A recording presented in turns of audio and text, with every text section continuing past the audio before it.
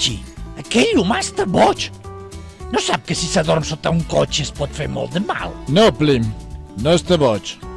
Però sí que és una mica irresponsable. Per què ho dius, això? Perquè està buidant l'oli del seu cotxe directament sobre el terra. Clar, i això és dolent, oi? Pensa que una llauna de 5 litres d'oli abocada a un llac pot cobrir una superfície de 5.000 metres quadrats. Això impedeix l'intercanvi d'oxigen dels microorganismes en l'atmosfera. Si l'oli del cotxe canvies, no facis ximpleries. El guardes dins d'una llauna i el portes a la deixalleria. Fes-ho bé. No costa res.